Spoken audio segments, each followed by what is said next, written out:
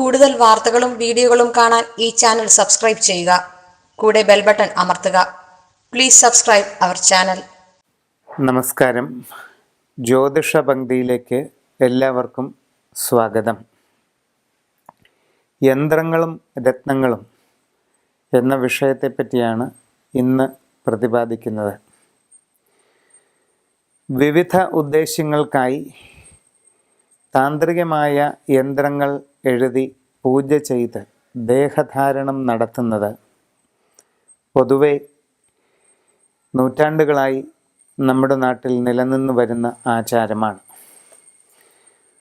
ജീവിതത്തിൻ്റെ ഓരോ സാഹചര്യങ്ങൾക്കനുസരിച്ച് ഓരോരോ ആവശ്യങ്ങൾക്കും ലക്ഷ്യപ്രാപ്തികൾക്കുമായി വ്യത്യസ്തങ്ങളായ ഓരോ യന്ത്രങ്ങൾ തയ്യാർ ചെയ്ത് ധരിക്കുന്നത് വളരെ പണ്ട് മുതൽക്കേയുള്ള നമ്മുടെ നാട്ടിലെ ഒരു ആചാരം തന്നെയാണ്.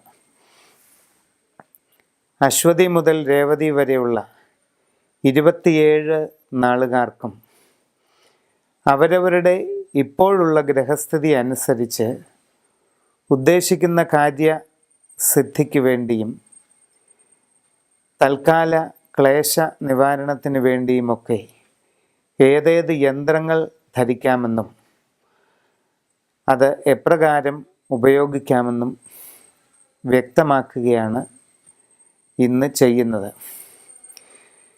യന്ത്രങ്ങൾ ധരിക്കുന്നതിന് സാധിക്കാത്തവരോ അത്തരം ആചാരാനുഷ്ഠാനങ്ങളിൽ ഉൾപ്പെടാത്തവരോ ആയിട്ടുള്ളവർക്ക് വേണ്ടി ഇപ്പോഴത്തെ അവരവരുടെ നക്ഷത്രത്തിൻ്റെ ഗ്രഹസ്ഥിതി അനുസരിച്ച് ഏറ്റവും ഫലപ്രാപ്തി നൽകുന്ന രത്നക്കല്ല് ഏതാണെന്നും അതിൻ്റെ ഉപയോഗം എപ്രകാരമാണെന്നും കൂടി ഇതോടൊപ്പം വിവരിക്കുകയാണ്.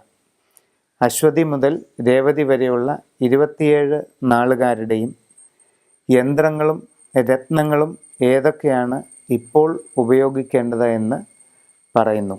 ആയില്യം നാളുകാർക്കും 4-ാം ഭാവത്തിൽ വ്യാഴം, 6-ൽ ശനി, ഇപ്രകാരമാണ് ഗ്രഹസഞ്ചാരം.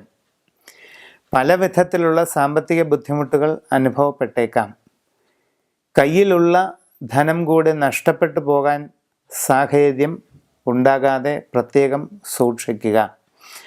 ആലോചനക്കുറവും അശ്രദ്ധയും കൊണ്ട് ജീവിതത്തിൽ പല പ്രയാസങ്ങളും ഉണ്ടായേക്കാവുന്ന ഒരു കാലഘട്ടം കൂടിയാണ് ഇപ്പോൾ കടന്നുപോയിക്കൊണ്ടിരിക്കുന്നത്.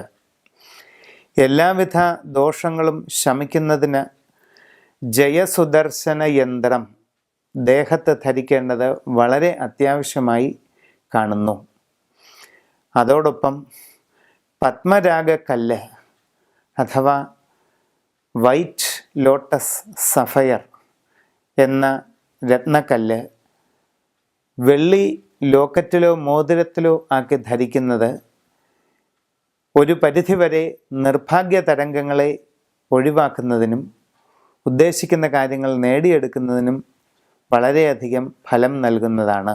കൂടുതൽ വാർത്തകളും വീഡിയോകളും കാണാൻ ഈ ചാനൽ സബ്സ്ക്രൈബ് ചെയ്യുക. കൂടെ ബെൽ ബട്ടൺ അമർത്തുക. Please subscribe our channel.